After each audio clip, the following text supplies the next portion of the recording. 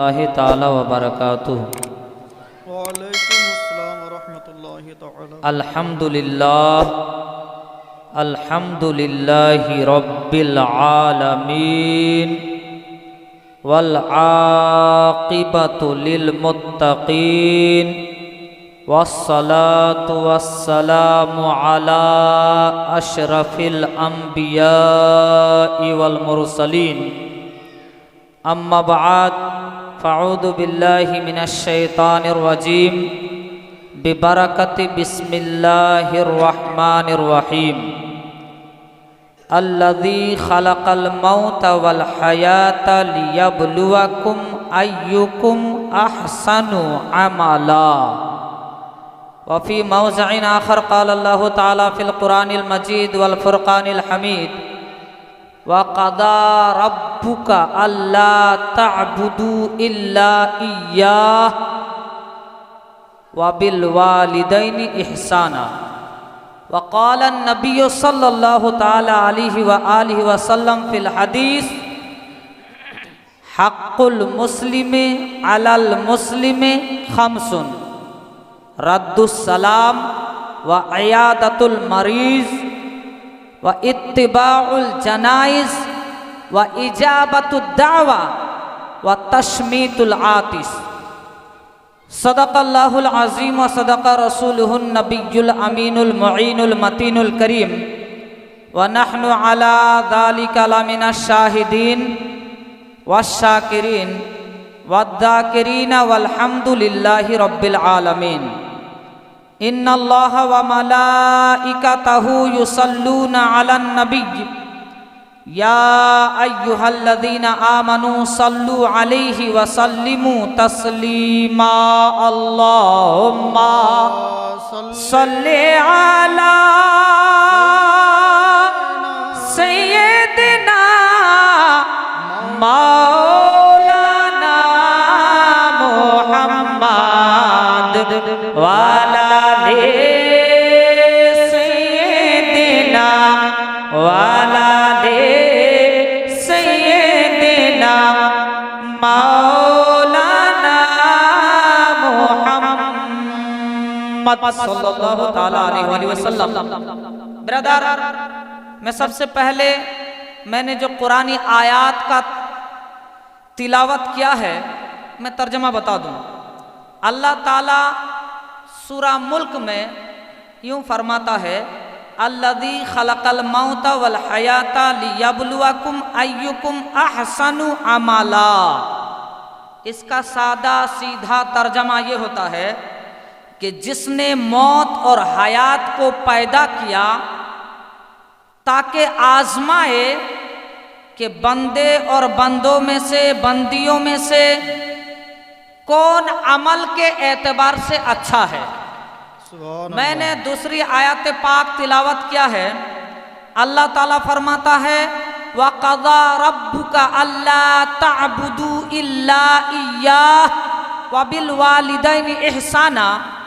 इसका साधा सीधा तर्जमा ये होता है अल्लाह फरमाता है कि रब का फैसला हो गया, ये रब का हुक्म है कि तुम उसी की इबादत करो और अपने माता पिता, अपने बाप माँ, अपने पेरेंट्स के साथ हुस्ने सुलूक क्या करो। कहिए सुभान अल्लाह। सुभान अल्लाह। और मैंने एक बुखारी और मुस्लिम शरीफ की मुत्तफ़क़ुन अलैह हदीस पढ़ा है।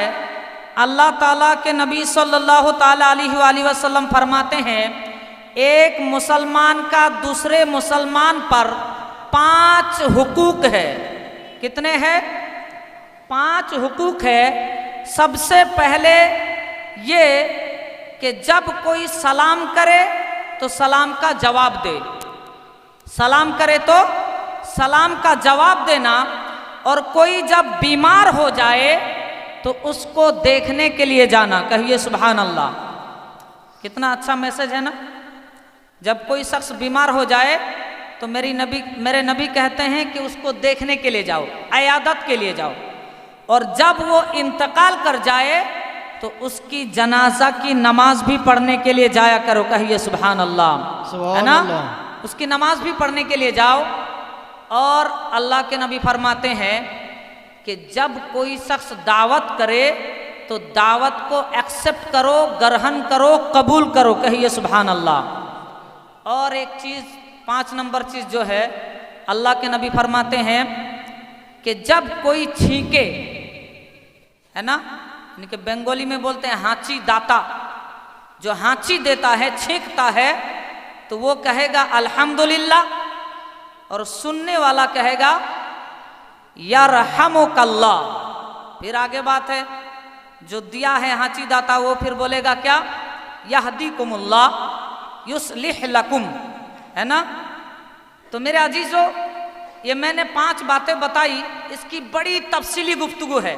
ये लोग हमेशा उर्दू सुनते हैं, बांग्ला में बोला कीजिए। इंशाल्लाह मुझे भी किसी ने बताया कि बांग्ला उर्दू दोनों बोलिएगा, मैं बोलता हूँ सुनिएगा, है ना। तो बेनाली वाले उर्दू भी सुनते हैं, बांग्ला भी सुनते हैं, मैं दोनों आप लोगों को मज़ा दूंगा इंशाल्लाह।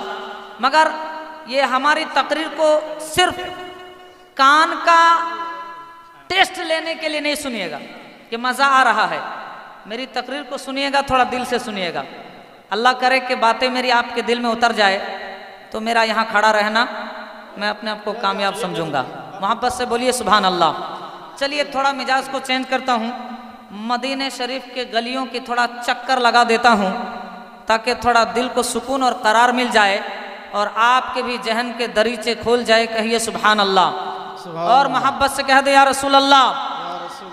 हो गया बुलंद इतना,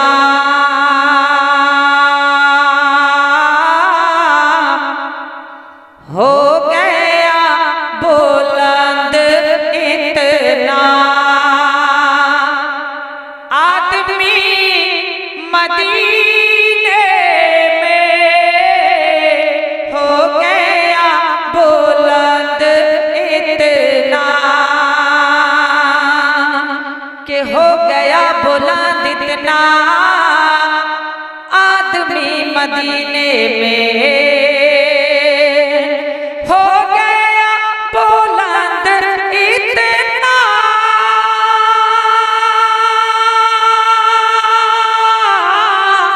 आदमी मदीने में हो गया बुलंद इतना, आदमी मदीने में के हो गई फिरिश्तों से, हो गई फिरिश्तों से, अरे दोस्ती मदीने में हो गया बुलंद इतना। अगर समझ में आ रहा है तो मोहब्बत से कह दीजिए ना सुभान अल्लाह, और प्यार से कह दीजिए या रसूल अल्लाह। आज একজন মায়ের ইন্তেকাল হয়ে গিয়েছে, হ্যাঁ না। যদি বাও একটু মেজাজ বানিয়ে এসেছিলাম, কিন্তু একটা দুঃখের খবর, একটা মৃত্যুর খবর, যে একজন মা ইন্তেকাল করে গিয়েছেন। দোয়া করব দিল থেকে कि अल्लाह ताला जेनो ओई माँ के जन्नतुल फिरदौसेर मतो उच्चतम जायगा दान करें, सकलेई मिले बोलुन आमीन, मोहब्बते बोलुन आमीन। जे माয়ের নিয়ে শুনলাম, জানলাম বা জানতে পারলাম ওই মা বড়ই নেক, যে মা আজ ইন্তেকাল করে গিয়েছেন সেই মেয়েটা, সেই মা বড়ই নেক মা। এমনকি এটাও শুনলাম যে তিনার অনেক লোকের উপর এহসান রয়েছে। আল্লাহ তাআলা যেন সেই মায়ের সমস্ত রকমের গুনাহে কাবায়ের ও সাগায়েরকে মাফ করে তার দরজাতকে যেন বুলন্দ করে দেন, সকলেই মিলে বলুন আমিন। এ ব্রাদার, আল্লাহ তাআলা কোরআনে বললেন যে আমি মত এবং হায়াতকে সৃষ্টি করেছি, পয়দা করেছি কিসের জন্য? আমি মানুষের পরীক্ষা নেওয়ার জন্য, কে দেখি আমার বান্দা বান্দীদের মধ্যে কে নেকির দিকে ধাবিত হয়, কে বেশি নেক কাজ করতে পছন্দ করে, আর যে নেক কাজ করবে তার জন্যই না ইনাম আছে, হ্যাঁ না? জোরে বলেন মোহাব্বতে সুবহানাল্লাহ। সুবহানাল্লাহ। এ বেরাদার, এই যে আল্লাহ কোরআনে বললেন মত এবং হায়াত, তো আগে মরণের কথা বললেন, তারপরে হায়াতের কথা বললেন।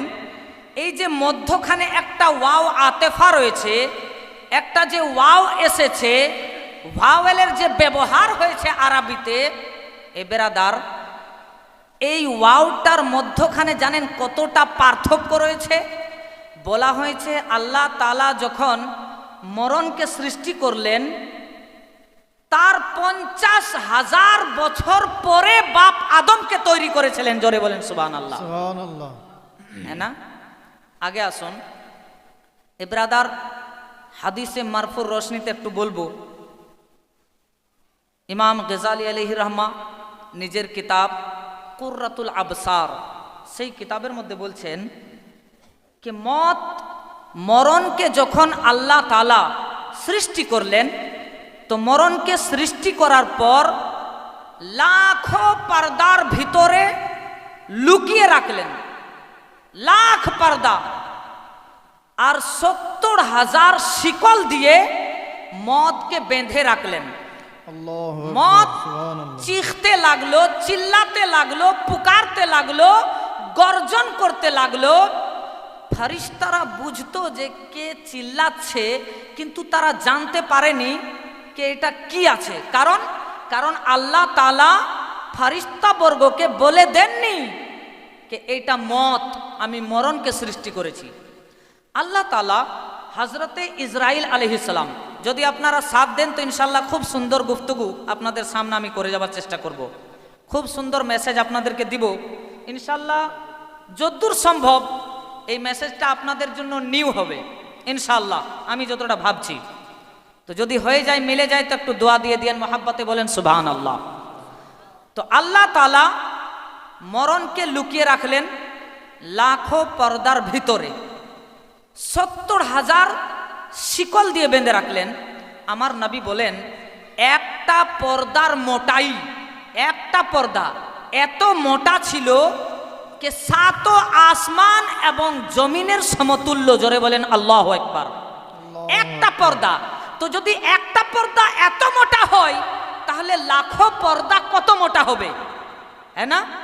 আরেকটা জিনিস আল্লাহর নবী বলছেন যে এই যে 70,000 শিকল, একটা শিকলের লম্বাই, হাদিসের মধ্যে এসছে আল্লাহর নবী বলেন যে একটা তেজ রফতার ঘোড়া, একটা তেজ রফতার ঘোড়া যে তেজির সহিত দৌড়ায়, যদি 1000 বছর দৌড়াতেই থাকে, সেই ঘোড়া যত দূর দৌড়ে অতিক্রম করবে, একটা শিকলের লম্বাই হচ্ছে এতটা। জোরে বলেন আল্লাহু আকবার। আল্লাহু আকবার। এবার আপনি বলেন তাহলে মদ কত খতরনাক জিনিস, মদ কত ভয়ানক জিনিস, মদ কত ডরাওয়ানি।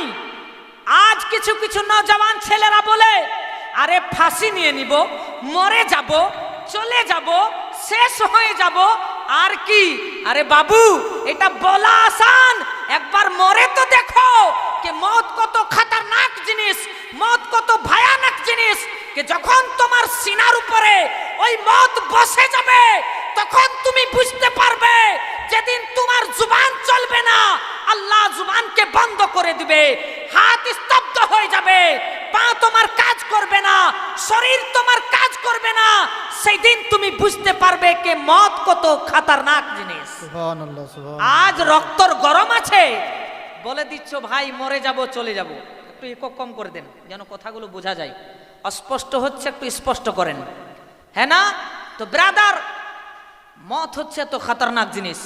এবার আল্লাহ তাআলা বলছেন, একটু শুনবেন, খুব মজা আসবে। আল্লাহ তাআলা বলছেন ফেরেশতা ইসরাইলকে বা আজরাইল, যে জান কবজ করে মানুষের, তাকে বলছে এই ইসরাইল, তুমি এই মতের উপরে কাবু পেয়ে নাও, মতকে তুমি কি করো, নিজের আন্ডারে করে নাও, এর মালিক তুমি হয়ে যাও। তো হযরতে আজরাইল আলাইহিস সালাম বলছেন, হে আল্লাহ, এই মত কি জিনিস, মত কি? কারণ কোনো ফেরেশতাই দেখেননি, না ইসরাইল, না জিব্রাইল, না মিকাইল, না ইসরাফিল, যে চার আসমানি মশহুর ফারিস্তা রয়েছেন, কেউ দেখেননি। এবার আল্লাহ তাআলা বললেন কি ঠিক আছে, কিছু ফারিস্তা আসমানি দুনিয়াতে রুকু অবস্থায় আছেন, কিছু সাজদা অবস্থায় রয়েছেন, কিছু কিয়াম অবস্থায় রয়েছেন, যেটা আমরা নামাজে পড়ি, হ্যাঁ না? তো ব্রাদার, এবার আল্লাহ তাআলা সমস্ত ফারিস্তা বর্গদেরকে বললেন যে তোমরা দাঁড়িয়ে যাও, তোমরা দাঁড়িয়ে যাও। সমস্ত ফারিস্তা বর্গরা দাঁড়িয়ে গেলেন। আর দাঁড়িয়ে যাওয়ার পর আল্লাহ তাআলা বললেন, এই মত, তুমি নিজের পর্দাকে খুলে দাও। পর্দা হেঁটে গেল। এই জঞ্জির, এই শিকল তোমরা খুলে যাও। শিকলগুলো খুলে গেল। এবার আল্লাহ বলছে মতকে, এই মত, এই মরণ, তুমি নিজের চোখকে খুলে দাও আর উড়তে লাগো। যখন মরণ যখন নিজের চোখকে খুলে দিল, মত যখন নিজের চোখকে প্রকাশ করলো, যখন সবার সামনে খুলতে লাগলো আর যখন উড়তে লাগলো, যত আসমানি জগতে ফারিস্তারা ছিল সমস্ত ফারিস্তারা বেহোশ হয়ে পড়ে গেল। সমস্ত ফারিস্তারা বেহোশ হয়ে পড়ে গেল। আর যেই না পড়ে যাওয়া থাক ব্রাদার, কতদিন বেহোশ অবস্থায় ছিল জানেন? 2000 বছর বেহোশ অবস্থাতে পড়েছিলেন। জোরে বলেন আল্লাহু আকবার। এবার যখন বেহোশি থেকে হোশে আসছেন, তখন আল্লাহর কাছে ফরিস্তাবর্গরা বলছেন, এ আল্লাহ, क्या तूने मौत से भी खतरनाक चीज बनाई है क्या? मौत से भी बड़ी शय तूने पैदा की है क्या? अल्लाह ताला फरमाता है कि नहीं, मैंने मौत को पैदा किया है और मौत से भी बड़ा मैं तुम लोगों का रब हूं। कही अल्लाहु अकबर। सुभान अल्लाह। মরণের থেকেও বড় আমি তোমাদের আল্লাহ। এই ব্রাদার, এবার যখন সমস্ত ফারিস্তারা দেখে নিলেন, হযরত ইসরাইলকে বলছে, এ ইসরাইল, তুমি মরণের উপরে, মরণকে তুমি নিজের কন্ট্রোলে করে নাও। তো বলছে, আল্লাহ, এত শক্তি আমার নেই। এই মরণ তো বিশাল বড় জিনিস, একে আমি নিজের ক্যাপচারে কেমন করে করব? তো আল্লাহ তাআলা বলছেন, ইসরাইল, আমি তোমাকে রিমোট দিচ্ছি, থামো। আল্লাহ তাআলা শক্তি দিলেন, ওই ক্ষমতা দান করলেন। তখন মরণকে নিজের ক্যাপচারে করে নিলেন, নিজের আন্ডারে করে নিলেন।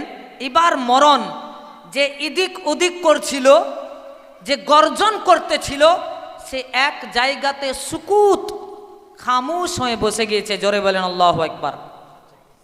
ওই মরণকে ব্রাদার আল্লাহ তাবারাকা ওয়া তাআলা সমস্ত ফেরেশতা বর্গকে যেন দেখিয়ে দিলেন। ফেরেশতা বর্গরা দেখার পর আল্লাহ তাবারাকা ওয়া তাআলার দরবারে হযরতে ইসরাইল আলাইহিস সালাম যেই না প্রশ্ন করলেন, আল্লাহ তাআলা যেন তাকে শক্তি দান করলেন। মরণ এক জায়গাতে সুকুত এখতিয়ার করলো, খামোশ হয়ে বসে গেল, চুপচাপ বসে গেল। এবার আল্লাহর কাছে মরণ বলছে, এ আল্লাহ, আমি তোমাকে একটা কথা বলতে চাই, আমাকে একটু ইজাজত দাও, আমাকে একটু পারমিশন দিয়ে দাও। বলে, বলো বলো, তোমার কি কথা রয়েছে? আল্লাহ তাআলার কাছে মরণ যেন বলতে থাকে, ও আমার আল্লাহ, ও আমার প্রতিপালক, ও আমাকে সৃষ্টি করনেওয়ালা রব, আমি এই দুনিয়াবাসীকে কিছু বলতে চাই, আপনি আমাকে তার ইজাজত দিয়ে দেন, পারমিশন দিয়ে দেন। জোরে বলেন সুবহানাল্লাহ। সুবহানাল্লাহ। আর একটু জোরে বলেন সুবহানাল্লাহ। সুবহানাল্লাহ। কি বলছে? এ আল্লাহ, আমি দুনিয়াবাসীকে কিছু বলতে চাই, তার ক্ষমতা আমাকে আপনি দেন, ইজাজত দেন। আল্লাহ তাআলা মরণকে বলল, ঠিক আছে, বলো। দুনিয়াবাসীর দিকে মোতাবাজ্জহ হয়ে মরণ বলতে আছে, এই দুনিয়ার লোকেরা শুনো, আমি হচ্ছি ওই মরণ যে দুইজন মোহাব্বত করনেওয়ালা, দুইজন প্রেমিক প্রেমিকার মধ্যখানে আমি জুদাই করে দিই। জোরে বলেন সুবহানাল্লাহ। সুবহানাল্লাহ। কি করে দিই? আমি দুইজনের মধ্যে আমি ফেরাক, দুইজনকে আমি বিচ্ছিন্ন করে দিই। সেই মরণ হচ্ছে আমি। এ দুনিয়াওয়ালাও, এ দুনিয়াবাসীরা শুনো, আমি হচ্ছি সেই মরণ যে মরণ বাপ বেটাকে আমি এক দুসরে থেকে জুদা করে দিই। এ দুনিয়াবাসী, এ দুনিয়ার লোকেরা শুনো, আমি হচ্ছি সেই মরণ যে মাকে বেটি থেকে আমি আলাদা করে দিই, বিচ্ছিন্ন করে দিই। এই দুনিয়ার লোকেরা, এই দুনিয়াবাসীরা শুনো, আমি হচ্ছি সেই মরণ যে কি করি, না গরিব, না মিসকিন, না ইয়তিম, না ফকির, না বাদশাহ, আমি কাউকে দেখি না।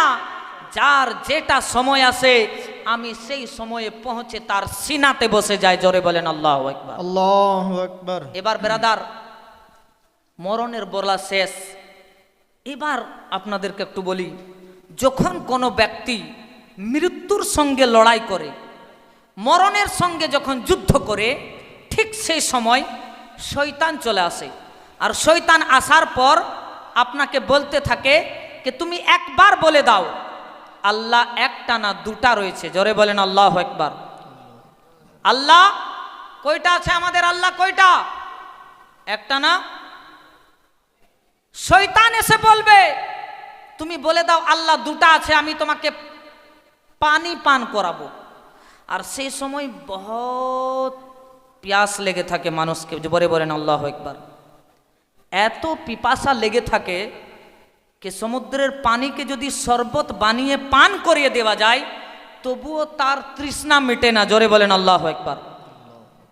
তারপর ব্রাদার, যদি সে মুমিন ব্যক্তি হয়, ঈমানদার হয়, তার ঈমান যদি দৃঢ় মজবুত থাকে, তো সেই ব্যক্তি কি করে লা হাওলা ওয়ালা কুওয়াতা ইল্লা বিল্লাহিল আলিল আজিম পড়ে নেই, আর নিজের মুখখানাকে ফিরিয়ে নেই। শয়তান বাম পাশে চলে আসে, আসার পর বলে একবার তুমি বলে দাও মুহাম্মদ আল্লাহর রাসূল নয়, একবার বলে দাও আমি তোমাকে পানি পান করাবো। সেই ব্যক্তি নিজের মুখখানাকে আবার ফিরিয়ে নেন, সামনের দিকে করে নেই। শয়তান সামনে চলে আসে, আবার বলতে থাকে একবার তুমি বলে দাও যে ঈসা নবী আল্লাহর বেটা রয়েছে, একবার তুমি বলে দাও আসমানি জগতে যত ফারিস্তা বর্গ রয়েছে সমস্ত ফারিস্তারা আল্লাহর বেটি রয়েছে, তুমি যদি বলে দাও তো তোমাকে পানি পান করাবো।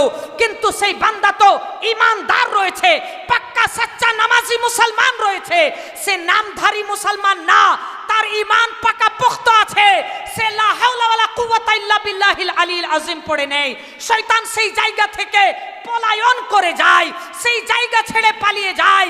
তারপর কিন্তু বিরাদারানে মিল্লাতে ইসলামিয়া হযরতে ইসরাইল আলাইহিস সালাম 6 লাখ জান্নাতি ফারিস্তা বর্গকে নিয়ে চলে আসেন। জোরে বলেন সুবহানাল্লাহ। কত ফারিস্তাকে নিয়ে আসেন? 6 লাখ ফারিস্তাকে নিয়ে মালাকুল মউত হযরতে ইসরাইল আলাইহিস সালাম চলে আসেন। আর আসার পরে যখন তার ডান হাত থেকে রূহখানাকে টেনে বের করার চেষ্টা করেন, ওই হাত থেকে আওয়াজ আসে, এই ইসরাইল তুমি আমার এই হাত থেকে কেমন করে রূহখানাকে বের করবে? আরে আমি এই হাত দিয়ে কখনো কোনো খারাপ কাজ করিনি, এই হাত দিয়ে কখনো আমি কোনো ভুল কাজ করিনি, এই হাত দিয়ে আমি সদা সর্বদা দান করেছি, এই হাত দিয়ে আমি সদা সর্বদা কোরআনকে স্পর্শ করেছি, আমি হাদিসের রাসূলকে স্পর্শ করেছি, এই হাত দিয়ে আমি ছোট বাচ্চাদের মাথার উপরে আমি শফকাতের হাত ফেরাইতাম, আর আমি বড়দেরকে সালাম ও মুসাফা করতাম, বড়দের আমি ইজ্জত করতাম, আমি সম্মান করতাম, মাতা পিতার কদম দাবিয়ে দিতাম। এই হাত দিয়ে তুমি আমার রূহখানাকে কেমন করে বের করবে? জোরে বলেন আল্লাহু আকবার। এই ইসরাইল তুমি আমার এই হাত দিয়ে রূহখানাকে কেমন করে বের করবে? হযরতে ইসরাইল আলাইহিস সালাম মালাকুল মউত তিনি চিন্তায় চিন্তিত, তাই তো এটা কেমন করে সম্ভব যে এই বান্দার হাত আমার সঙ্গে কথা বলে?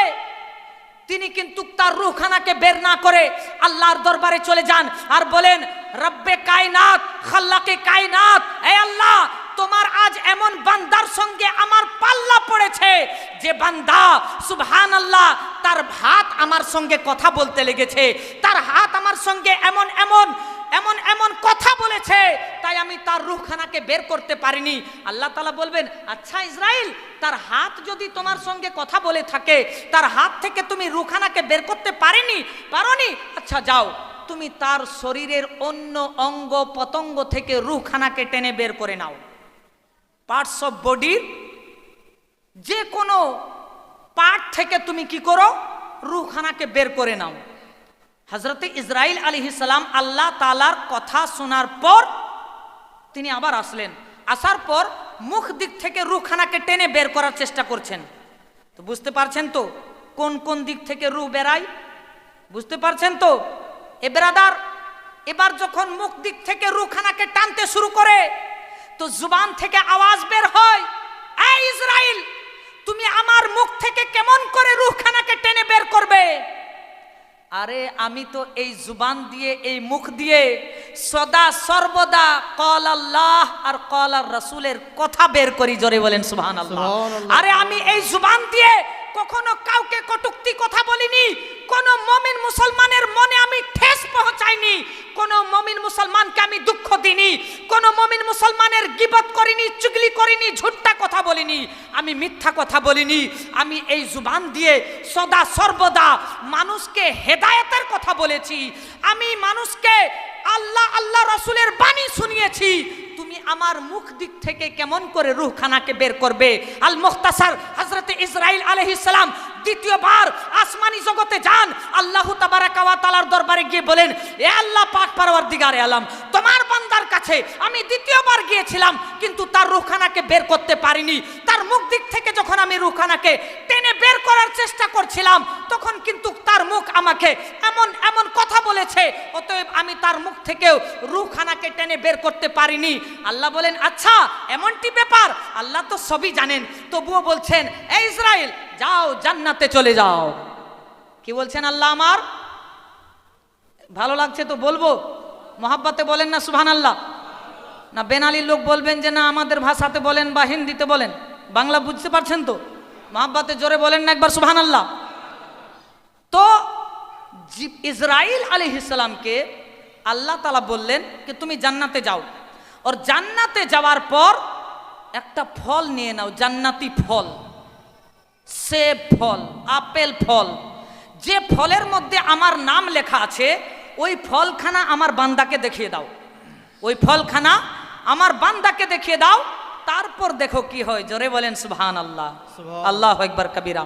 এ বেরাদার, হযরতে ইসরাইল আলাইহিস সালাম যেই না জান্নাতে গেলেন, জান্নাতে যাওয়ার পর ওই জান্নাতি ফলকে নিয়ে, যে ফলের উপরে বিসমিল্লাহির রহমানির রহিম লেখা ছিল, ওই ফলকে নিয়ে যেই না ওই বান্দার কাছে আসে, আর আসার পর যখন জান্নাতি ফলকে দেখিয়ে দেয়, সঙ্গে সঙ্গে ওই বান্দা যেন বলতে থাকে, ইসরাইল আর দেরি করো না, আমার রূহখানাকে জলদি করে বের করে নাও, আমি দেখতে পাচ্ছি এই দুনিয়া বেকার দুনিয়া, এই দুনিয়া ফানি দুনিয়া, ওই যে দুনিয়া আমার জন্য ওয়েলকাম করছে, আমাকে ডাকছে, মারহাবা বলছে, আমি ওই দুনিয়াতে যেতে চাই।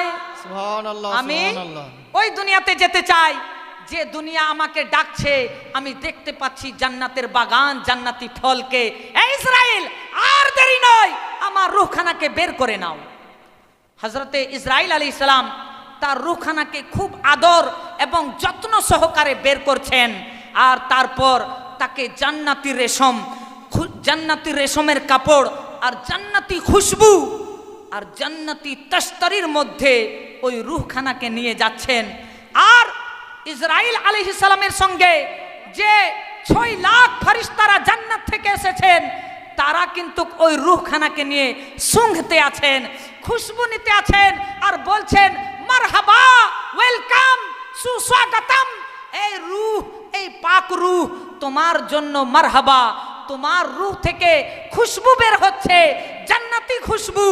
অতএব তারা কি করেন, ওই রূহখানাকে নিয়ে প্রথম আসমানে পৌঁছে যান। জোরে বলেন সুবহানাল্লাহ। কোন আসমানে? প্রথম আসমানে চলে যান। আর বেরাদার, আপনারা হয়তো শুনেছেন যে 7টা আসমান রয়েছে, আপনারা কি দেখেছেন কখনো? কিন্তু যদি আপনি ঈমান নিয়ে মরণ বরণ করেন তো আল্লাহর ফেরেশতারা আপনাকে প্রথম, দ্বিতীয়, তৃতীয়, চতুর্থ, পঞ্চম, ষষ্ঠ, সপ্তম আসমানের সফর করাবে। জোরে বলেন সুবহানাল্লাহ। এবার ওই রূহখানাকে নিয়ে প্রথম আসমানে যখন পৌঁছে যায়, সমস্ত ফেরেশতারা বলে, মারহাবা, এই পাক রূহ তোমার জন্য প্রথম আসমানের দরজা খুলে দেওয়া হয়েছে।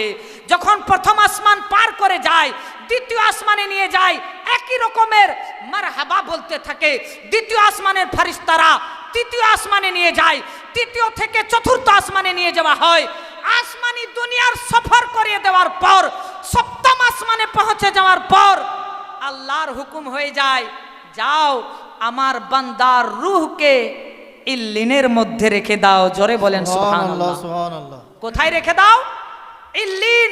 আর ইল্লিন হচ্ছে একটা জান্নাতের জায়গার নাম। জান্নাতি ব্যক্তিদের রূহকে যেখানে রাখা হয় সেই জায়গার নাম ইল্লিন। জোরে বলেন সুবহানাল্লাহ।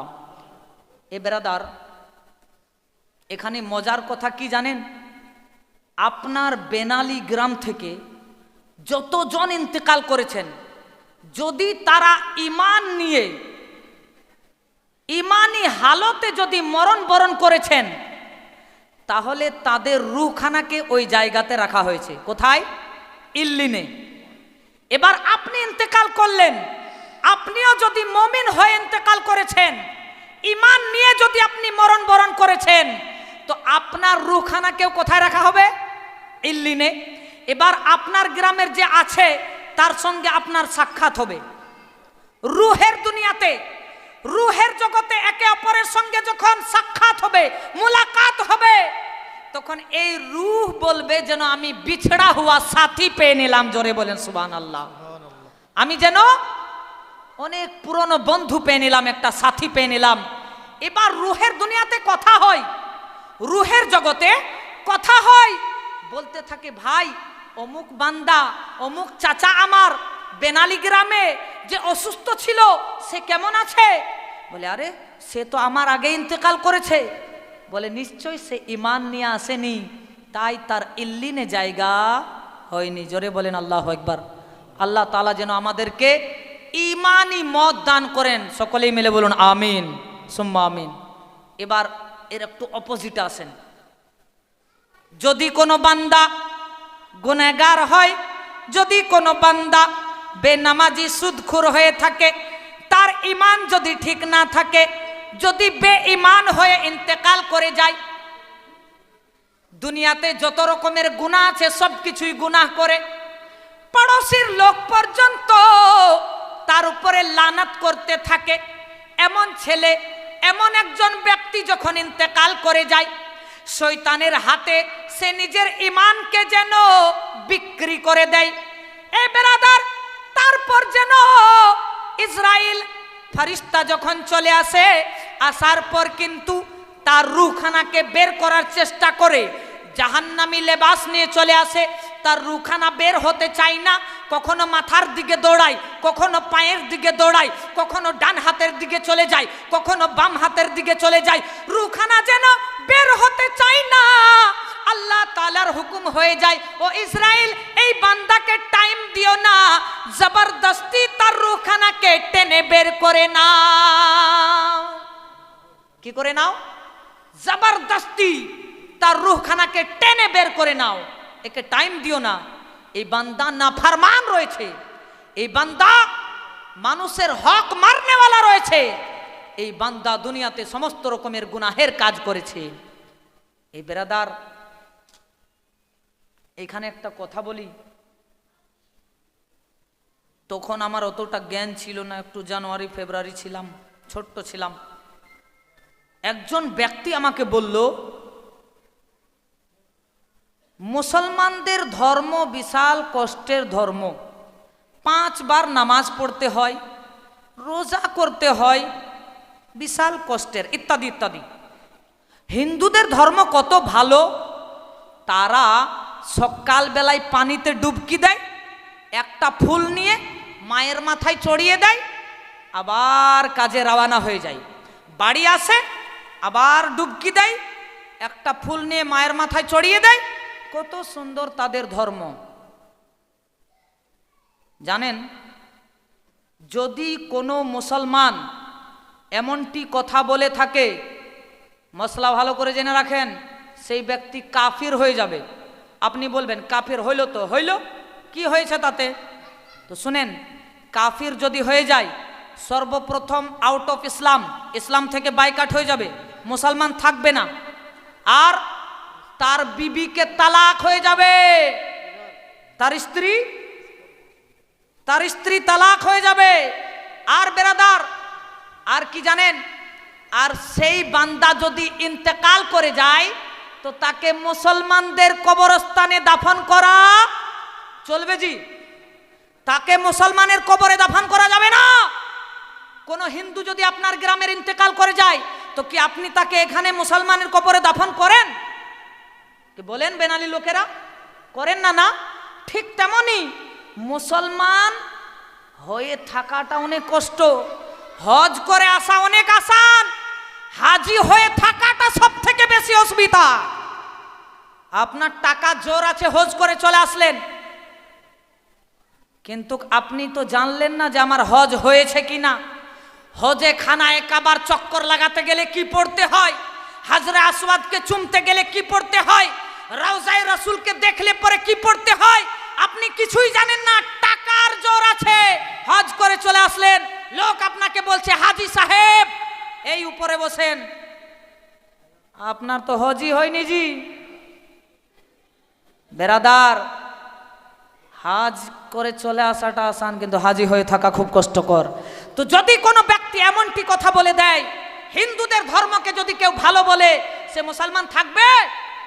গরুর মাংস খাওয়ানেওয়ালা মুসলমান হবে, নামধারী মুসলমান হবে, কিন্তু হাকিকাতে সে মুসলমান নয়। বেরাদার, এমন ব্যক্তি যখন মরণের সঙ্গে লড়ে তার রূহকে জবরদস্তি বের করে নেওয়া হয়, আর তাকে কিন্তু বেরাদারনে মিল্লাত ইসলামিয়া কি হয়, তাকে কিন্তু ব্রাদার জান্নাতে জায়গা হবে, জাহান্নামের লেবাস পরিয়ে দেওয়া হয়।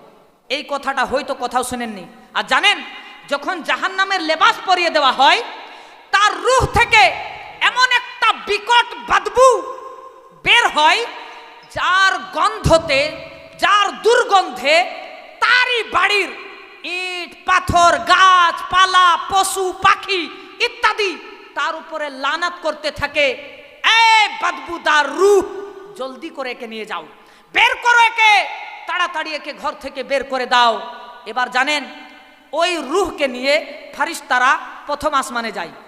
যখন প্রথম আসমানে যায়, তো সমস্ত আসমানি জগতের ফেরেশতারা বলতে থাকে, কোন বদবুদার রূহকে নিয়ে এসেছো, যার রূহের বদবুতে আজ আসমানি জগতে থাকা যেন অসম্ভব হয়ে গিয়েছে। আল্লাহর হুকুম হয়ে যায়, এই ইসরাইল, এই রূহকে আর দ্বিতীয় তৃতীয় আসমানে নিয়ে আসো না, একে কি করো, সিজ্জিনের মধ্যে রেখে দাও। জোরে বলেন আল্লাহু আকবার। কোথায় রেখে দাও? সিজ্জিনের মধ্যে রেখে দাও। আর সিজ্জিন হচ্ছে একটা জাহান্নামের জায়গা। তাফসিরে সিরাতুল জিনান এই কিতাবের মধ্যে এসেছে যে 7 তবক জমিনের নিচে শয়তানদের থাকার জায়গা। যেহেতু সে দুনিয়াতে শয়তানি কাজে লিপ্ত ছিল, তাই তাকে শয়তানের সঙ্গে রেখে দেওয়া হয়। জোরে বলেন আল্লাহু আকবার। কিন্তু ব্রাদার, আফসোস, আজ কিছু মুসলমান রয়েছে যাদের ঈমান আকীদা কিছুই ঠিক নেই।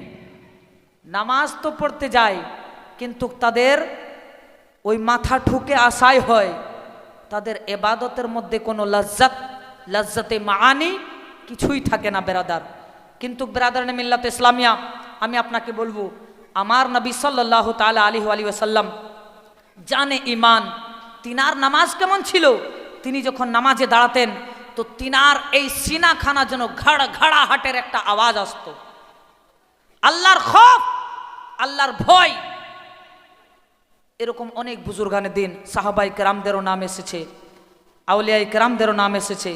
কিন্তু বিরাদরানে মিল্লাত ইসলামিয়া, আমি বলবো, আল্লাহর নবী সাল্লাল্লাহু তাআলা আলাইহি ওয়াসাল্লামের মোহাব্বত অবশ্যই আমাদের দিলের মধ্যে রাখতে হবে।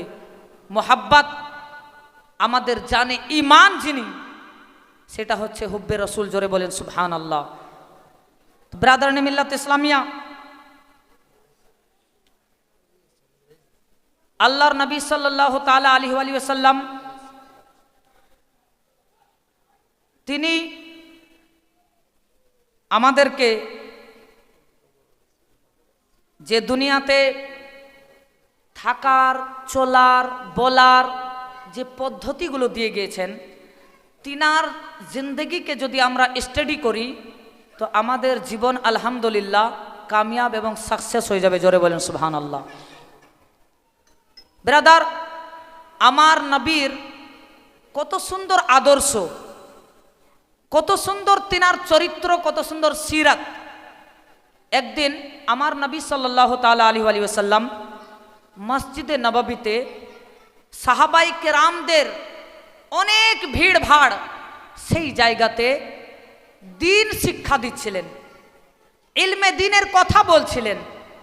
আর বেরাদার, সেই সম্মতে হঠাৎ করে আমার নবী যেন দাঁড়িয়ে উঠলেন। জোরে বলেন সুবহানাল্লাহ। আমার নবী কি করলেন? দাঁড়িয়ে গেলেন। আর দাঁড়িয়ে যাওয়ার পর কি করলেন জানেন? সাহাবাই কেরাম ডান দিকে দেখতে লাগলেন, বাম দিকে দেখতে লাগলেন, সামনে দেখতে লাগলেন, পিছনে দেখতে লাগলেন যে আমার নবী কার জন্য দাঁড়িয়ে গেলেন, আমার নবী কার জন্য দাঁড়িয়ে গেলেন।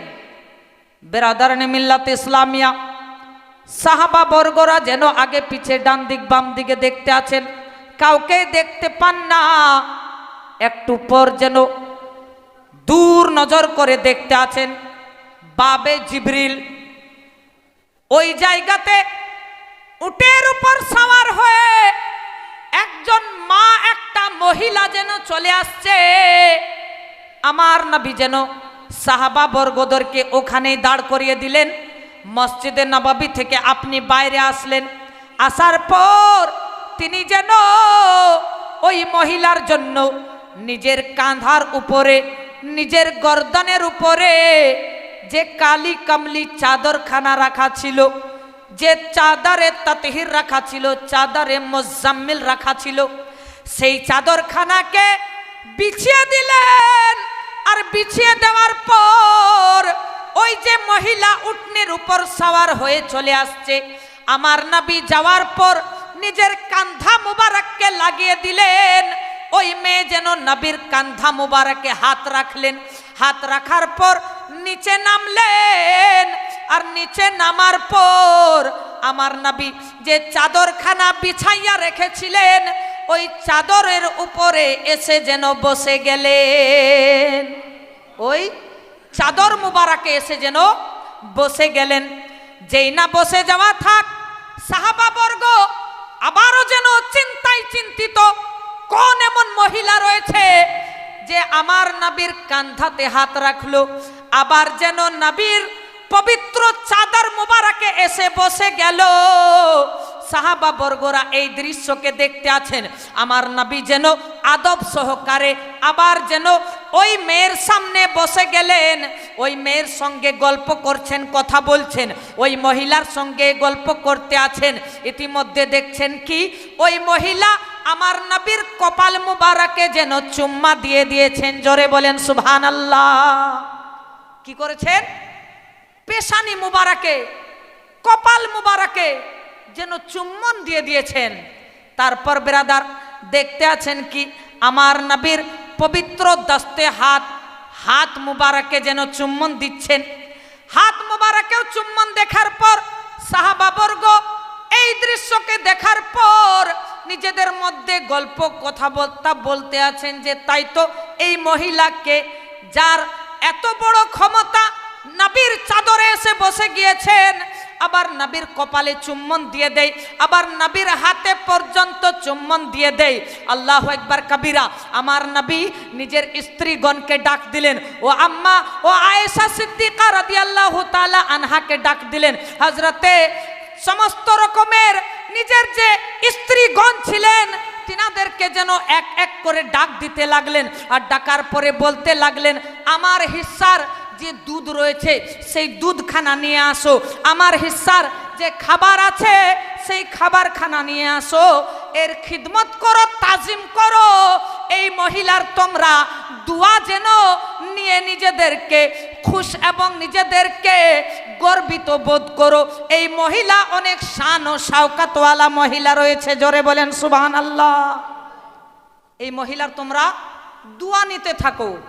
বেরাদারানে মিল্লাত ইসলামিয়া, যেই না এমনটি কথা শুনলেন সাহাবা বর্গ আবারও যেন চিন্তায় চিন্তায় রয়েছেন।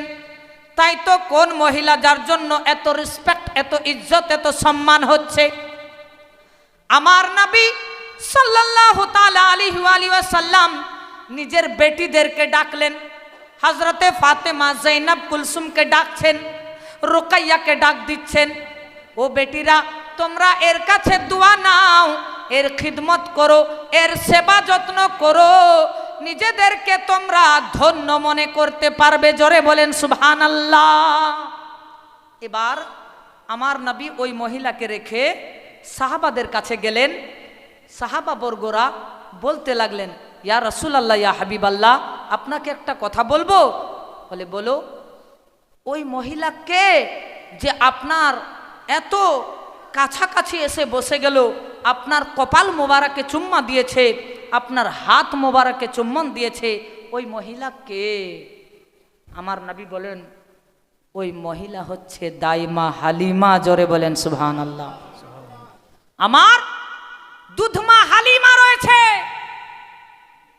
আজ যদি আমার মা থাকতেন তো আমি আমার মায়ের সঙ্গে এমনটি খিদমত করতাম, কিন্তু হালিমা যে আমাকে দুধ পান করিয়েছে, যে আমার পরওয়ারিশ করেছে, যে আমার ছোটবেলাতে লালন পালন করেছে, সেই মায়ের আমি আজ খিদমত করব না তো কার জন্য করব?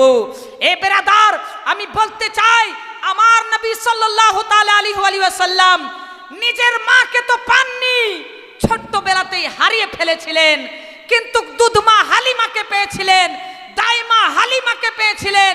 তার খিদমত করে দুনিয়াবাসীকে জানিয়ে দিলেন, এ দুনিয়ার লোকেরা, এ আমার উম্মত উম্মতিরা, শুনো, আমি আমার নিজের মাকে তো পাইনি, তাই দুধ মায়ের আমি খিদমত করছি, সেবা যত্ন করছি, তোমরা তোমার নিজের আব্বা আম্মা জানের খিদমত করে নিও। জোরে বলেন সুবহানাল্লাহ। আর হাদিস শরীফের মধ্যে এসেছে, আল জান্নাতু তাহতা আকদামিল উম্মাহাত, জান্নাত মায়েদের কদমের নিচে রয়েছে। জোরে বলেন সুবহানাল্লাহ। তো মায়ের কত মর্তবা। আজ এক মা ইন্তেকাল করে গেছেন। এ বেরাদার, কিন্তু একটা দুঃখের বিষয়, মা এমনই মা হওয়া উচিত যে মা আবেদা, জাহেদা, তাহেরা, পাক দামানওয়ালি হবে। আর মা যদি একটু নিচে ক্যারেক্টারের হয়ে যায়, তাহলে কিন্তু ব্রাদার সেই ঘরে আল্লাহর রহমত থাকে না, তার আলাউলাদ সঠিক হতেই পারে না। কারণ এ ব্রাদার, মা যে রহমত, আর এই রহমত যদি জহমত হয়ে যায়, তাহলে কেমন করে দুনিয়াতে চলা যাবে? আজ মায়েরা শিকায়ত করে, আমার বেটা আমার কথা শুনে না, ইমাম সাহাব তাবিজ দেন, পানি পড়া দেন, চিনি পড়া দেন, দৌড়াচ্ছেন ইমাম সাহেবের কাছে। আমার বেটা নিজের বহুর কথা শুনে আমাকে টাকা পয়সা দেয় না, ইমাম সাহাব তাবিজ করে দেন। কিন্তু ব্রাদার, আমি বলবো, আজ আমার আপনার ছেলে, আপনার বেটা আজ শরাব পান করতে চলে যাচ্ছে, আজ জুয়া খেলার দিকে চলে যাচ্ছে, আজ সমস্ত রকমের জেনার কাজে লিপ্ত হয়ে যাচ্ছে। এর একটাই কারণ, এই মা তুমি ঠিক নাই।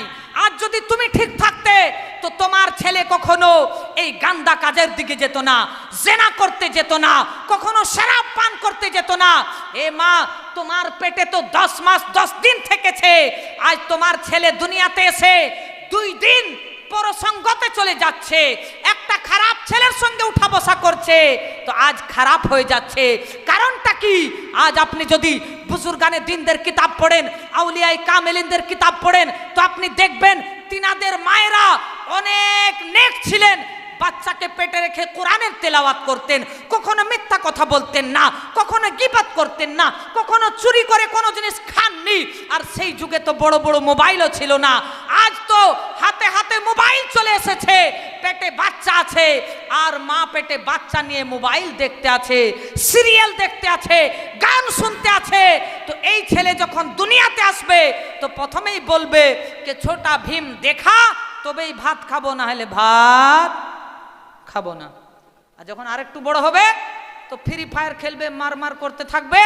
বলে যদি বড় মোবাইল না দিয়েছো, 1.5 লাখ টাকা দামের মোবাইল দাও, আর যদি না দিয়েছো তো এই যে রশ্মি নিয়ে চললাম আম বাগানে ফাঁসি নিতে। এ বেরাদার, এর জন্য মেন দায়ী হচ্ছে বাপ মা। যদি বাপ মা ঠিক হয়ে যায়, খোদার কসম করে বলি, আওলাদ কখনো খারাপ হতে পারে না। আমি আপনাকে বলি, আমরা হাদিস পড়ি, খোদার কসম করে বলি, এই হাদিসগুলো যখন পড়ি কিনা, তো দিল ছাল্লি ছাল্লি হয়ে যায় কি আমরা তো পড়ছি, কিন্তু আমাদের আওয়াম তো জানে না রে ভাই। আওয়াম জানেন না। জানেন কত বড় কথা এসেছে হাদিসের মধ্যে? হাদিসের মধ্যে এসছে যখন স্বামী স্ত্রী মিলন করতে যাবে, দরজা বন্ধ করে যখন যাবে তো ওযু করে মিলন করো আর দোয়া পড়ে নাও, দোয়া পড়ে নাও। যদি দোয়া না পড়ো তো কি হবে জানেন? বলা হয়েছে আপনার শরমগাহতে, লজ্জা করলে চলবে না, শিখতে হবে। জি, আপনার শরমগাহে, লজ্জা স্থানে শয়তান মিলিত হয়ে যায়। আপনি মনে করলেন কি আমি আমার স্ত্রীর সঙ্গে মিলন করে আসলাম, শয়তান আপনার স্ত্রীর সঙ্গে মিলন করলো। হাদিস, আল হাদিস, হাদিসে প্রমাণ। এবার আপনি বলবেন যে ইমাম সাহেব, মৌলানা সাহেব, মুফতি সাহেব, আমার স্ত্রীর সঙ্গে শয়তান মিললো তো কি আছে, মিলতে দেন। আচ্ছা ঠিক আছে, আগে শোনেন কি হবে। যখন শয়তান আপনার স্ত্রীর সঙ্গে মিলন করবে তো বাচ্চা শয়তান হবে না কি হবে বলেন? আপনিই বলেন। ওই বাচ্চা দুনিয়াতে আসার পরে আপনাকে লাথি মারবে কি না মারবে? তো এর জন্য কিন্তু বাপ মা বিশাল বড় দায়ী বেরাদার। খোদার কসম হাদিসে এসেছে এটা কথা, যে তোমরা যখন স্বামী স্ত্রী মিলন করতে চাও তো দোয়া পড়ে নাও, তাহলে শয়তান যেন তোমাদেরকে বিভ্রান্ত না করে দেয়। তো বাপ মা দায়ী না, সবটি দোষ শুধু বাচ্চাদের, সবটি দোষ শুধু ছেলেদের না বেরাদার, বাপ মায়েরও কিছু ভুল আছে। যার জন্য তো আজ ছেলেরা জেনার কাজে লিপ্ত হয়ে যাচ্ছে, গুনাহের কাজে লিপ্ত হয়ে যাচ্ছে, শরাব পান করতে চলে যাচ্ছে। আর কিছু কিছু মা বোনেরা বলছে নাকি যে শরাব পান করলো তো কি হলো, শরাব পান করে তো আল্লাহর ওলিও হয়েছে নাকি। আচ্ছা তো ভাই সবাই বাঙালি লোকেরা তব শরাব পান করো আর নিজের স্ত্রীকে খুব লাথি মারো, মাকেও লাঠি দিয়ে মারো, ঝাড়ু দিয়ে মারো, তবেই তো হবে। শরাব পান করা যায় যাচ্ছে। কিছু মায়েদের এটা চিন্তাধারা, কখনো হতে পারে না বেরাদার। যেটা আল্লাহর নবী হারাম বলে দিয়েছেন সেটা সদা সর্বদা কিয়ামত পর্যন্ত হারাম থাকবে, সেটা হালাল হবে না।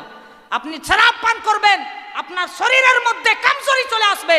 আপনি শরাব পান করবেন, আপনার স্ত্রী না ফরমান হয়ে যাবে। আপনি শরাব পান করবেন, আপনার বেটা না ফরমান হয়ে যাবে। আপনার বেটি অন্য কারো হাত ধরে পালিয়ে যেতে ইচ্ছা করবে তার।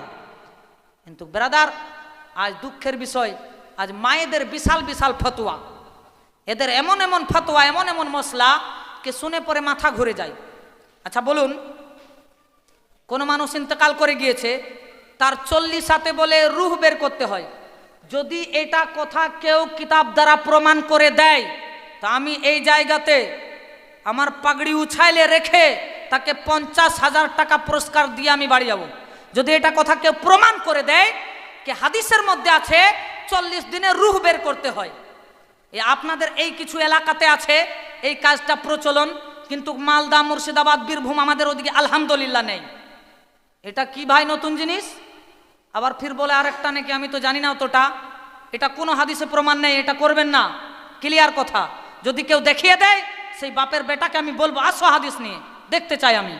আরেকটা কথা, শাক আর মাছে বলে নাকি হাত দিতে হয়, তারপর খেতে হয়, কি কি রান্না করতে হয়, হালুয়া রুটি, আর যেটা বেঁচে যায় ফেলে দিতে হয়। খোদার কসম করে বলি এই সমস্ত কাজ হচ্ছে অন্য মাযহাবের, অন্য ধর্মের। যদি মুসলমান মায়েরা এমন কাজ করবেন বেদাতি হবেন, আর বেদাতিরা জাহান্নামে যাবে। জোরে বলেন আল্লাহু আকবার। এরকম কাজ করবেন না, এমনটি কাজ আমাদের শরীয়তে নেই। আলিম ওলামাদের কাছে আসেন, আলিম ওলামাদের কাছে শিখেন। এতদিন যা করে এসেছেন, এবার তো কম করে শিখবেন। এবার তো জানতে হবে দিন ইসলাম কি, শরীয়ত কি। উল্টা সিধা কাজকে সমাজের মধ্যে প্রচলন ঘটাবেন না, রাইজে আনবেন না, জায়েজ মনে করবেন না। এই সমস্ত কাজ করা হারাম। আপনি খাবার জিনিসকে ফেলে দিবেন? হালুয়া পাকালেন, আটা বেঁচে গেল, রুটি পাকালেন, আটা বেঁচে গেল, আর ফেলে দিবেন? তারপর একদম মানা রয়েছে। কিছু কিছু মায়েরা আমাকে বলতে বলেছে, তাই বললাম বেরাদার। কিন্তু বেরাদার শুনেন, এবার আমি বলবো একটু, আজ আমাদের নওজওয়ান কমকে সাবধান হতে হবে। আল্লাহ তাআলা কোরআন পাকের মধ্যে বলেন, ওয়ালিমান খাফা মাকামা রাব্বিহি জান্নাতান ফাবিআইয়ি আলাই রাব্বিকুমা তুকাযযিবান। সূরা রহমান আয়াত নম্বর 46-47 পড়ে নেবেন।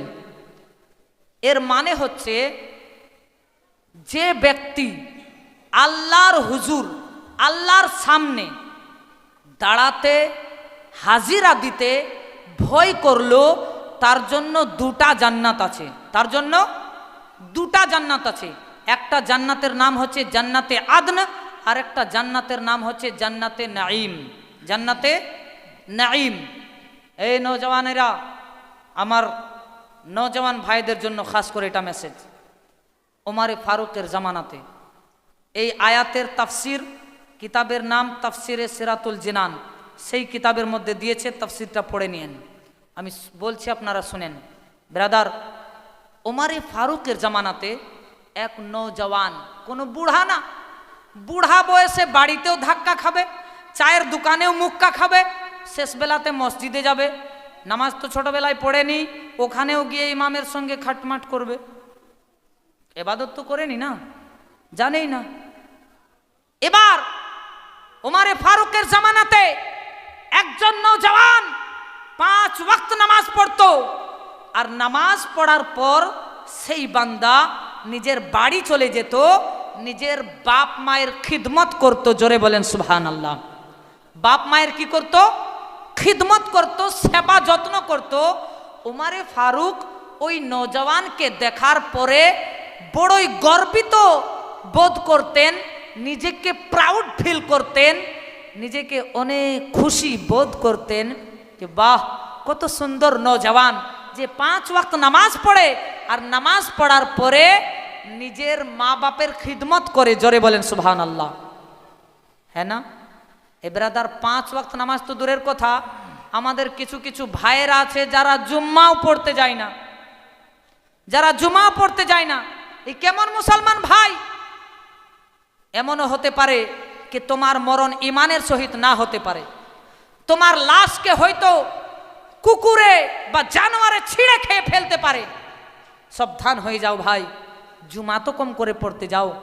এ ব্রাদার, আল্লাহ তাআলা যেন আমাদেরকে নামাজের প্রতি মহাব্বত করার জন্য তৌফিক দান করেন। জোরে বলেন আমিন।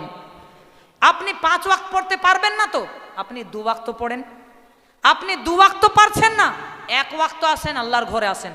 আল্লাহ বলছে, বান্দা তুই শরাব পান করেছিস, আয় আমার দরবারে চলে আয়, তওবা কর, আমি তোকে মাফ করে দিব। জোরে বলেন সুবহানাল্লাহ। এই বান্দা, তুই জিনা করে ফেলেছিস, আমার কাছে আয়, আমার দরবারে এসে মাথাকে নত করে দে, তওবা করে নে, আমি হচ্ছি তওবা কবুল করনেওয়ালা। জোরে বলেন সুবহানাল্লাহ।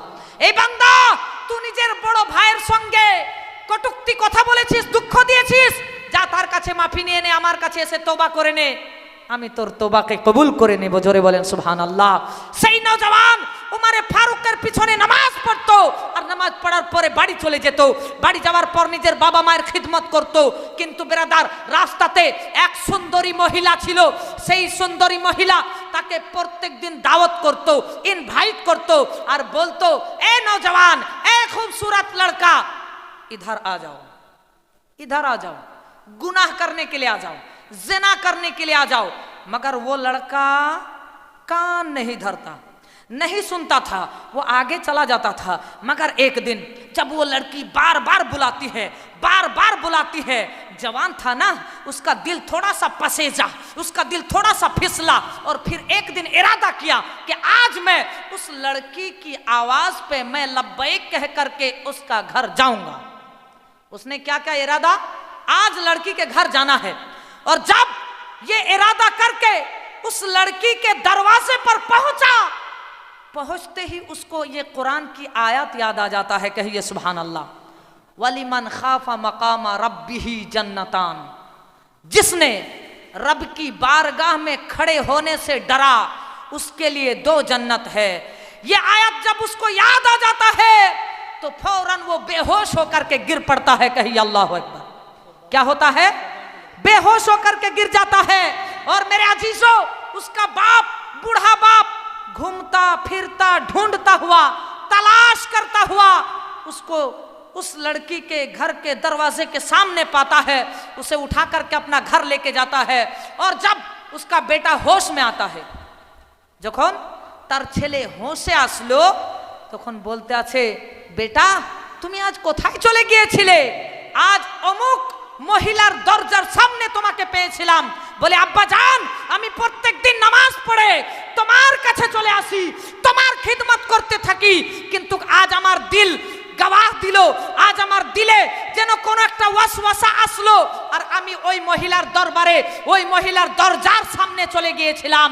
আমি সেই জায়গাতে গিয়ে যখন আল্লাহর কোরআনের আয়াত আমার মাথায় আসলো, আমি সঙ্গে সঙ্গে বেহোশ হয়ে পড়ে গেলাম। আপনি আমাকে উঠিয়ে নিয়ে এসেছেন। এবার ওই ছেলে যেন অঝর নয়নে কাঁদতে আছে। এ বেরাদার কোনো বুড়া ছিল না, জওয়ান ছেলে আল্লাহর দরবারে কাঁদতে আছে। এত কাঁদতে আছেন, এত কাঁদতে আছেন, এত কাঁদতে আছেন, এত কাঁদতে আছেন কে কাঁদতে কাঁদতে নিজের জানকে আল্লাহর হাওয়ালা করে দিল। জোরে বলেন আল্লাহু আকবার। নিজের জীবনকে আল্লাহর সুপুরুদ করে দিল, আল্লাহকে দিয়ে দিল। আর যেই না ওই বেটা ইন্তেকাল করে গেল বেরাদার, ওই বাপ জানে যার কান্ধাতে জওয়ান ছেলের জানাজা যায়, সেই বাপ বুঝতে পারে কি বেটার কতটা ব্যথা, কতটা দরদ, হ্যাঁ না? সেই বাপ থাকতে না পেরে আল্লাহু আকবার কবিরা ওই ছেলের কাফন দাফন গোসল ইত্যাদি করে যখন সকাল হয়ে গেল, ওমরে ফারুকের দরবারে গিয়ে বলতে আছেন, এ আমিরুল মুমিনিন, যে ছেলেকে দেখে আপনি গর্ব করতেন, সেই ছেলে আজ রাতে ইন্তেকাল করে গিয়েছে। জোরে বলেন আল্লাহু আকবার। রাত্রে সে ইন্তেকাল করে গিয়েছে, আর সে আমার বেটা ছিল। ওমরে ফারুক বলেন, আরে তুমি আমাকে আগে কেন বলনি? রাত্রে তুমি আমাকে কেন বলনি? বলে, হুজুর, আমি মনে করলাম আপনি হয়তো রাত্রে আরাম করবেন, তাই আপনাকে আমি কষ্ট দেওয়া প্রয়োজন মনে করিনি। আমি কি করলাম, রাতারাতি তাকে গোসল কাফন করে দাফন করে দিয়েছি। ওমরে ফারুক তার কথাকে শুনে সকাল বেলাতে তার বেটার কবরে আসলেন। আর আসার পর বেরাদার কি করলেন, ওই কবরে এসে হাত উঠিয়ে দোয়া করলেন, কাঁদলেন, আর ফির ওই আয়াতকে তেলাওয়াত করলেন, ওয়ালিমান খাফা মাকাमा रब्बिही जन्नतान, जिसने रब की बारगाह में खड़े होने से डरा उसके लिए 2 जन्नत है। ए नौजवान, तेरे लिए 2 जन्नत है। कहिए सुभान अल्लाह। একটা জান্নাতের নাম কি বললাম? জান্নাতে আদন, আর আরেকটা হচ্ছে জান্নাতে নাঈম। বেরাদারনে মিল্লাত ইসলামিয়া, যদি বা বলার আমার অনেক লম্বা টপিক ছিল, কিন্তু যেহেতু সময় কম, আল্লাহ তাআলা যেন আমাদেরকে বলার থেকে আমল করার তৌফিক ও রফিক দান করেন। একটা গজল পড়বো, মহাব্বতে বলবেন সুবহানাল্লাহ, সুবহানাল্লাহ, আর একটু জোরে বলবেন ইয়া রাসূলুল্লাহ। যেটা নাত আমাকে পড়তে খুবই ভালো লাগে, আমার মাতা পিতাও এটা নাত খুব পছন্দ করেন, আমার আব্বা জানো খুব শুনতেন। আল্লাহ তাআলা যেন তিনাকেও জান্নাতুল ফিরদৌসের মতো যেন উচ্চতম জায়গা দান করেন। মহাব্বতে একটু বলেন সুবহানাল্লাহ। কবে হবে কপালে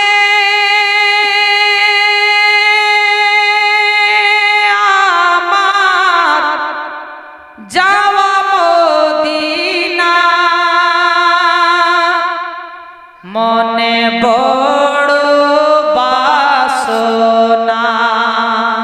সুবহানাল্লাহ, এ বেনালি লোকেরা, আপনারা কি মদিনা যেতে চান না? যদি মদিনা যেতে চান তো মহব্বত একটু বলেন না, জোরে বলেন না সুবহানাল্লাহ। একটু হাত দুটাকে উঠিয়ে বলে দেন ইয়া রাসূলুল্লাহ। কবে হবে কপালে আমার যাওয়া মদিনা, মনে বড় বাসনা।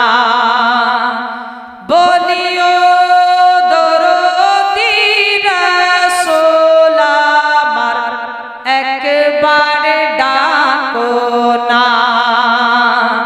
ও জিও দরদি নবী আমার, একবার ডাকো না। আর এই জগৎ মাঝারে যেদিকে তাকাই, তোমার মতো জীবন দরদি নবী আর তো কেহ নাই। এই জগৎ মাঝারে যেদিকে তাকাই, তোমার মতো জীবন দরদি নবী আর তো কেহ নাই। আরে তুমি দয়াল কান্ডারি, সোজা পথের দিশারি।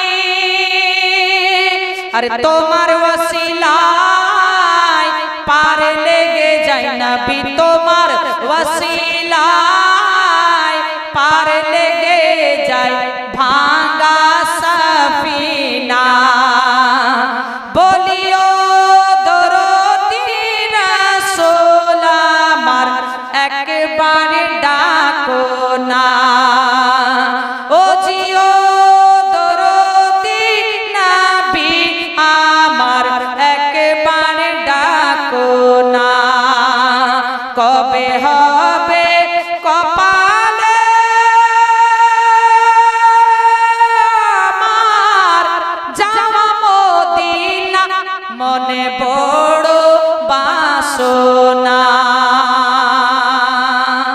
আর পৌঁছে যদি যাই মদিনা কেন্দে কেন্দে বলবো নবী আমি ভারতে যাব না পৌঁছে যদি যাই মদিনায় কেন্দে কেন্দে বলবো নবী আমি দেশেতে যাব না আরে তুমি হলে দয়ার সাগর একটু দয়া করো না আরে দাও কাটাতে শেষ জীবনটা নবী দাও কাটাতে শেষ জীবনটা তোমার মদিনায় বলিও দরদি রাসূল আমার একবার ডাকো না ও জিও দরদি নবী আমার একবার ডাকো না মোহাব্বতে বলেন সুবহানাল্লাহ আরেকটা ছন্দ আছে পড়বো না ছাড়বো পড়বো জোরে বলেন না একটু মোহাব্বতে সুবহানাল্লাহ अच्छा बांग्ला ही तो पढ़ रहा हूँ फिर भी नहीं समझ मारे मैंने और मोहब्बत से बोल दिए सुभान अल्लाह এই জগৎ মাঝারে যেদিকে তাকাই তোমার মতো জীবন দরদি নবী আর তো কেহ না আচ্ছা জি নবীর মতো দয়াবান নবী কেউ আছে দুনিয়াতে যিনি নিজে পেটে পাথর বেঁধেও গরিবকে খেলিয়েছেন জোরে বলেন সুবহানাল্লাহ है ना मोहब्बते बोलेन या রাসূলুল্লাহ এই জগৎ মাঝারে যেদিকে তাকাই তোমার মতো জীবন দরদি নবী আর তো কেহ নাই আর তুমি হলে দয়ার সাগর তুমি দয়াল কান্ডারি সোজা পথের দিশারি আরে তোমার ওয়াসিলায় পার লেগে যায় নবী তোমার ওয়াসিলায় পার লেগে যায় ভাঙা সফিনা বলিও দরদি রাসূল আমার একবার ডাকো না सुभान अल्लाह अच्छा इंशाल्लाह देखता हूँ ब्रदर फरमाइश बहुत है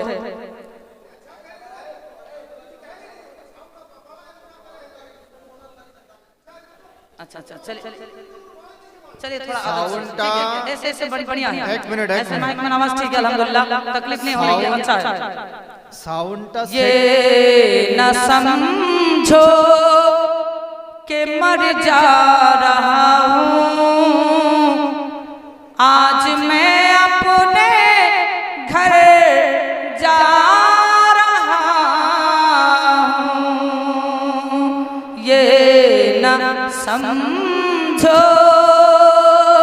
कि मर जा रहा हूँ आज मैं अपने घर जा रहा हूँ के सामने रूए सरकार होगा कब्र में उन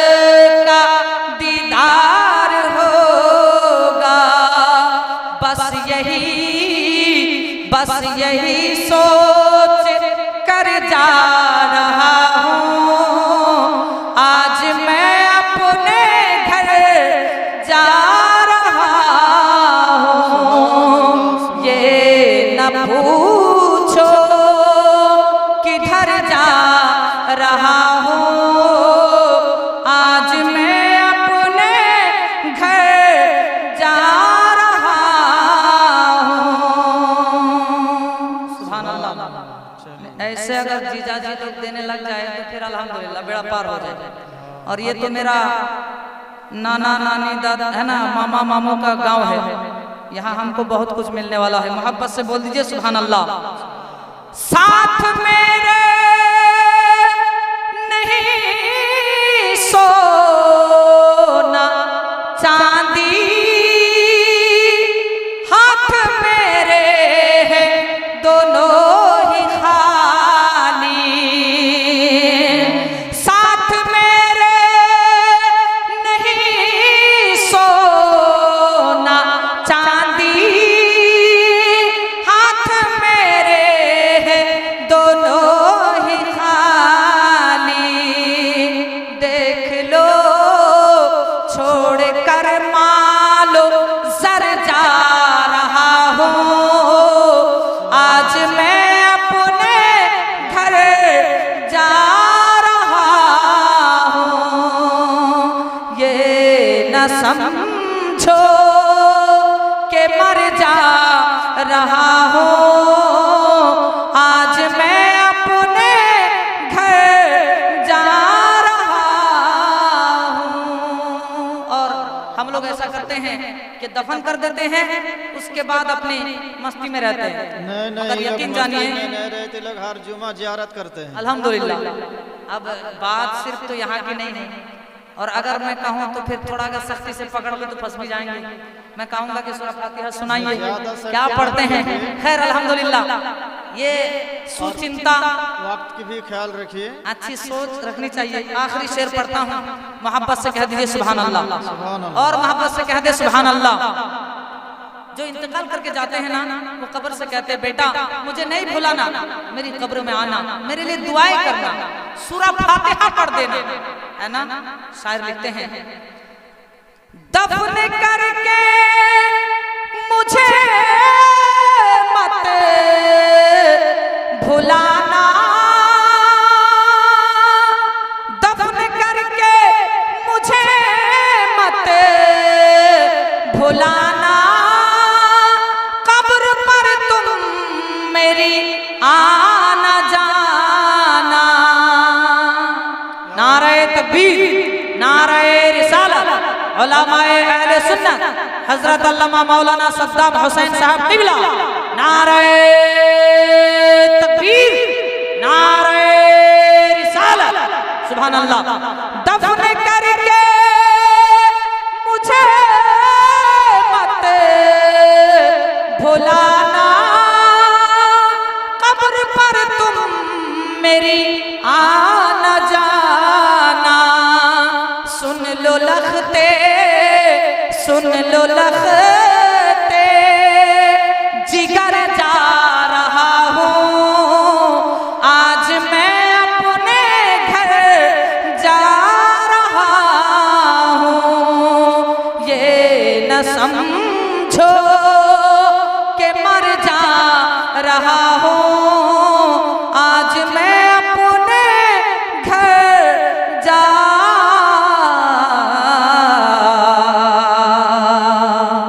रहा